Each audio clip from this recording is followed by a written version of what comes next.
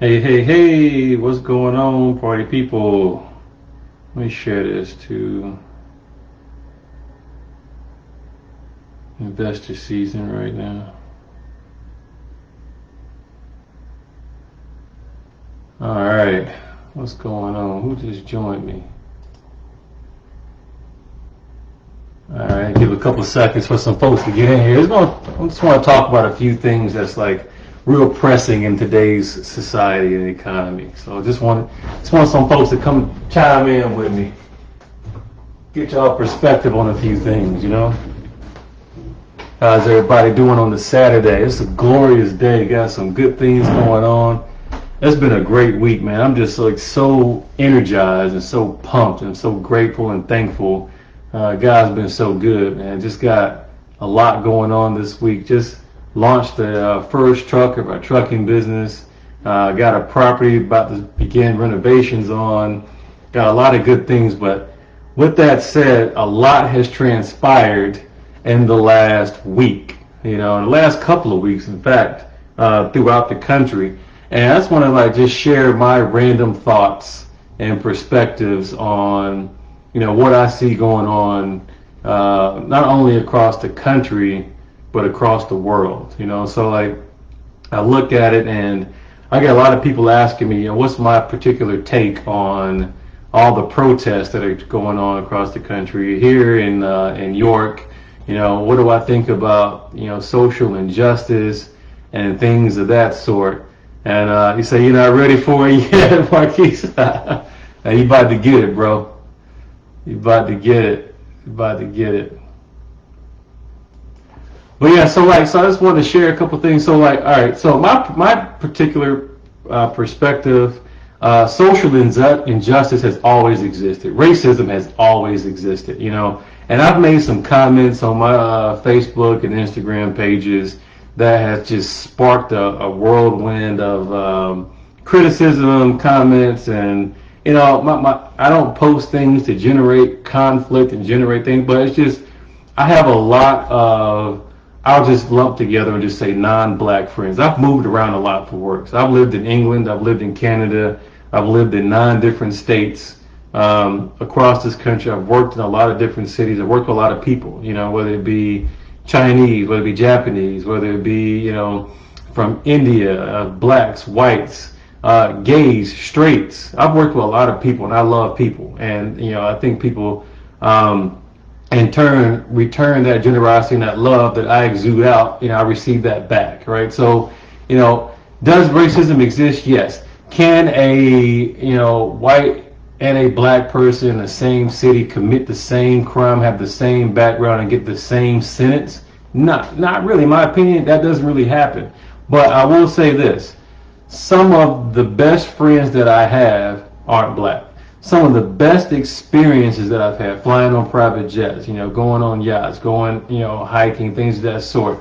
Those things happen with non-black people. You know what I mean? So I've had a lot of great black friends as well, but I've had a lot of people who I consider family who aren't necessarily the same skin color as mine. So I just caution people because I see a lot of things saying the man is always trying to hold me down. White people this and black people this and gay people this and all this stuff. And I just caution people to not become a reverse racist. You know what I mean? You can't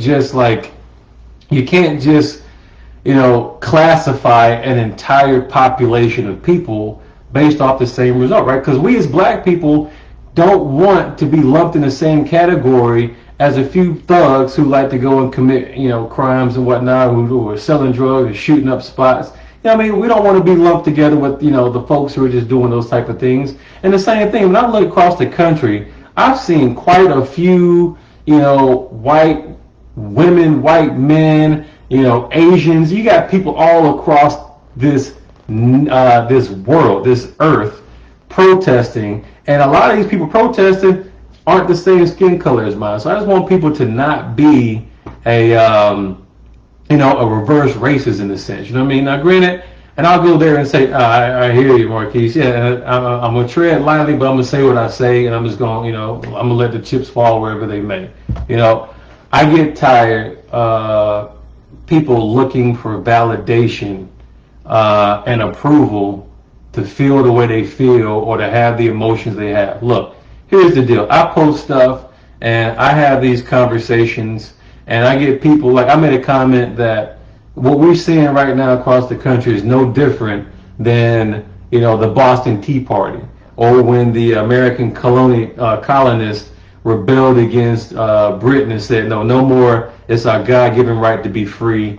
We should, have the same God-given unalienable rights to live the way we want to live on our homeland. And if you don't agree with that, we're going to kill all of y'all and we're going to beat you into submission to earn our freedom, right? Well, this is the same thing that's happening right now. Black people have been protesting peacefully for decades. Martin Luther King was killed. Colin Kaepernick took a knee. Nobody wanted to respect the fact that he was taking a knee for the sake of highlighting a social injustice issue with police brutality. It was, you're kneeling, you're disrespecting the flag, so screw your message, right? So it was ignored. So that was a peaceful protest. LeBron James was saying different things, right? In interviews. And some reporter told him, shut up and dribble. Don't worry about social injustice stuff. You an athlete. Why should anybody care and respect your opinion, right? So these are peaceful protests that have been going on. People have been marching for decades,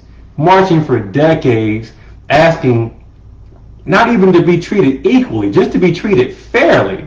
You know what I'm saying? And so after a while of all these peaceful protests, if you're not being heard, what do you think is going to happen?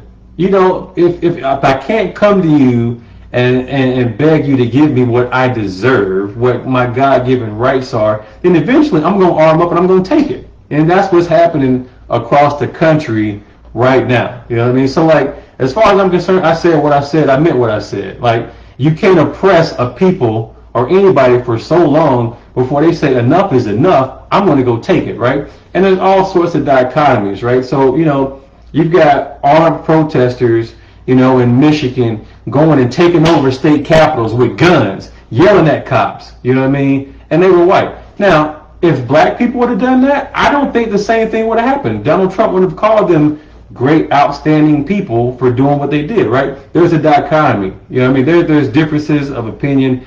There is no social equality at this point in this state of America. Now, I think these protests are actually going to actually push politicians, but you've seen a lot of reform. You've seen a lot of, firing of cops. You've seen a lot of, folks where they've actually gone and actually holding some of these people accountable, which is a fantastic thing.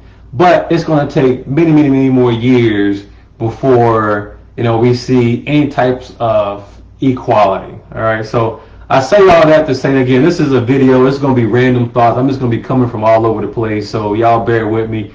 Chime in, please, because I don't want to just be a ramble. I want this to be, something that we can interact with. But I say all that to say, even with the social injustice, even with the racism that has been ingrained in this country since its inception, there is still, and I'm going to say it, I know I'm going to piss a lot of people in the black community off, but if you really want to take your life and take the life of your family to the next level, if you really want to set yourself up for generational wealth creation for you and your family, there is no excuse. Because you've got people who have immigrated to this country with next to nothing in their pockets, nothing in their hands. They just came. They hopped the fence. They hopped on the boat. They came to this country and they have put their feet to the pedal and they have figured out how to create businesses or create partnerships or connect themselves with the right people to where they become multimillionaires and billionaires. Okay? And so people are like, well, Anthony, I don't see you out there protesting with anybody. I don't see you posting, Black Lives Matter on your page and whatnot. My way of protesting is very simple. That's not my speed. You know what I mean? What I am good at is networking. I am building businesses, right? So basically my trucking company that I partner with a couple guys on, Fab Group Logistics, right?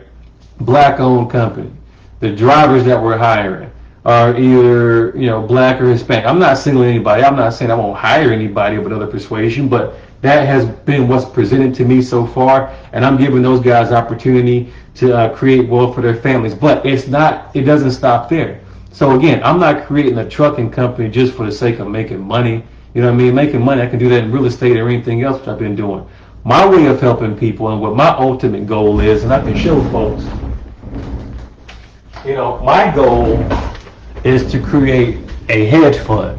So like this is like, I got a whole arm conglomerate of companies that I am in the process of building. But my whole premise is I want to teach people financial literacy.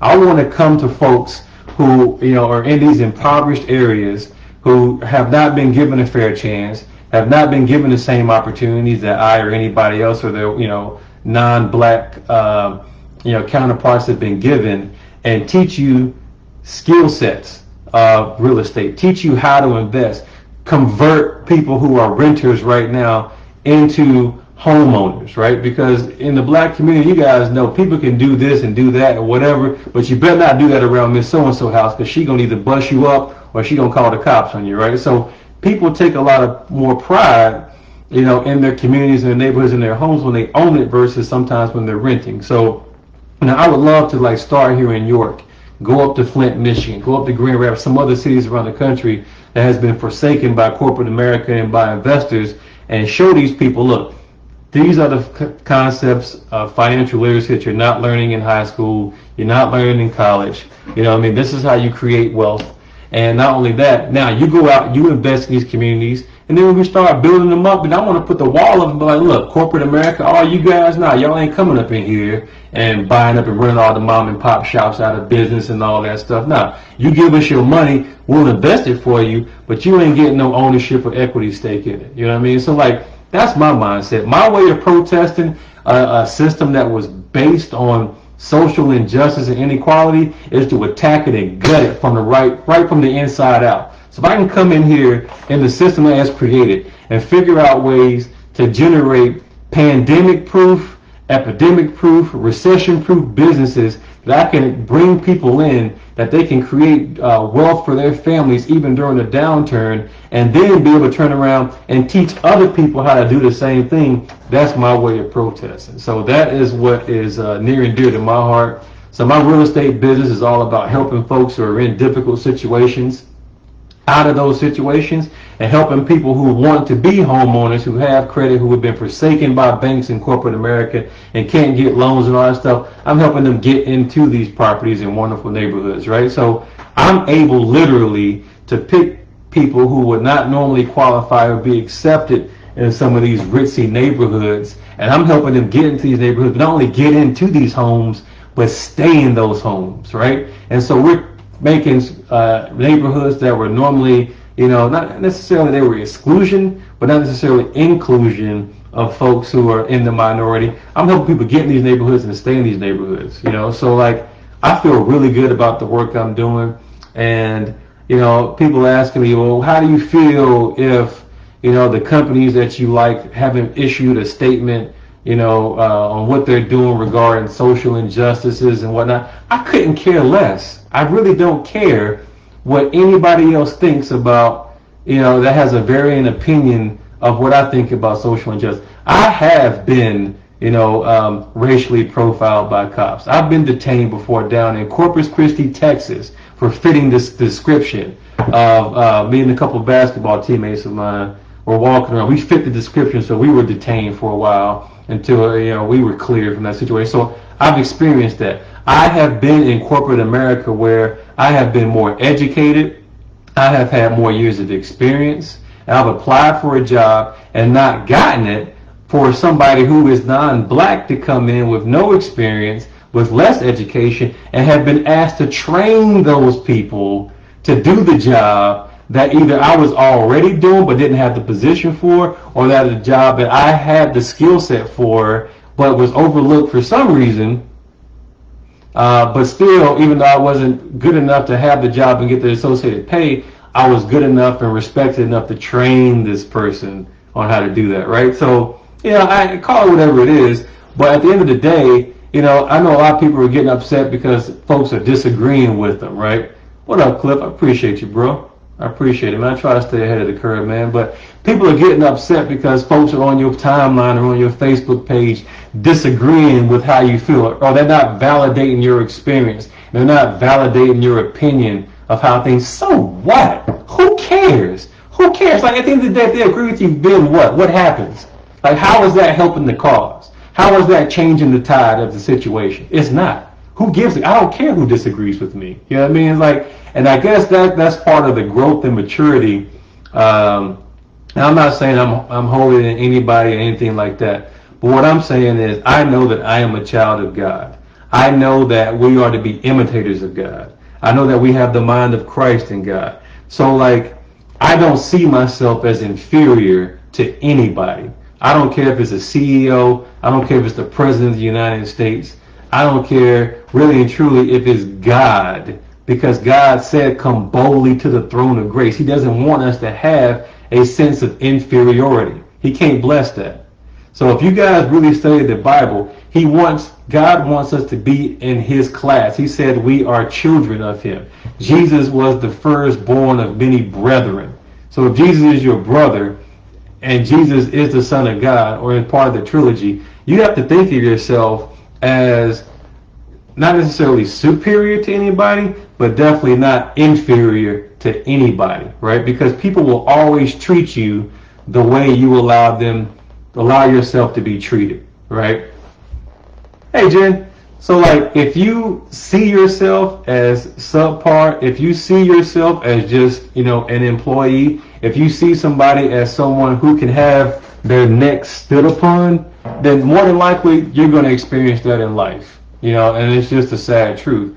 But I don't carry myself in a sense. Now, it helps that I'm a big 6'8" black dude. I recognize that. So, my height and my appearance sometimes kind of commands respect when I'm in a certain environment. But my demeanor, the way I carry myself, the way I have a conversation with people, is not from a point of view of arrogance. It's not facetiousness. It's just the fact that I know who I am.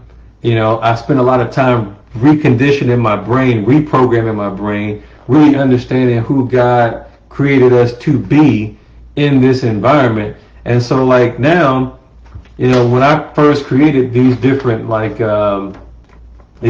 business ideas in my head, I thought it was impossible, because I'm like, I've been conditioned. You go to school, you work with somebody else, you retire there, you gotta suck it up. Yeah, even if they don't agree with you, even if they treat you like crap, you deal with it because the money's good and you gotta stay there. Da da da. I mean, that's how I was programmed. That's how my parents, that's how my culture in general has been programmed. So it really takes you to really take some time, step back, understand why you react a certain way you act. Why do you have the ideals and principles in your head that you have?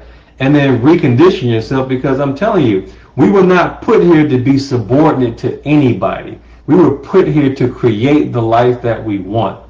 Once you see it and you create it up here in your mind, you put it on paper, and then you just take logical steps. It's not even hard work. You just put logical steps together, and you will be able to literally create the world that you want to receive, that you want to be a part of. And that's what I've, thankfully have been able to do with this trucking business. That's what I've been able to do with my real estate business. And like, I'm raising private capital now because people think I'm joking. I don't even care. I don't even share my dreams and aspirations with a lot of people sometimes because they can't handle it. But literally, I will be creating a hedge fund.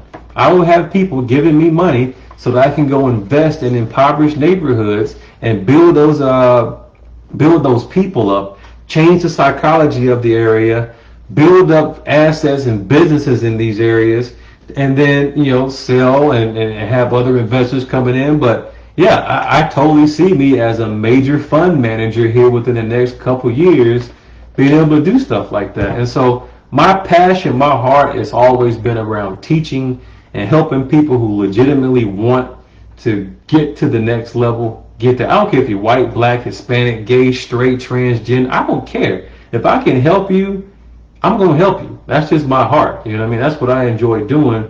And I just want people to understand that, it's not a black thing. It's not a white thing. It's not a gay thing. It's not a straight thing. It's not a Puerto Rican thing. It's not, it's we as human beings coming together and figuring out how to create a better life for our family. Start at home. Fix yourself. Fix fix your thinking, fix your thought processes. Once you fix your thought processes, then you can help your family. Once you help your family, then you can help other families. And then it gets infectious. And then you can spread these good things around. You know what I mean? Spread these positive vibes around. And again, I hope people hear my heart, right? So I hit people all the time, you know, Anthony, you done sold out. You and Uncle Tom, because I have a lot of, wealthy, non-black friends, you know what I mean? And it takes being around the people that I want to be like in order to change my thought processes and have me aspire to be more than what I currently am. You know what I mean? And so, like, if I want to be rich, which I do, and I don't want to be rich for the sake of just being rich so I can be like Scrooge McDuck and, backstroking all my money.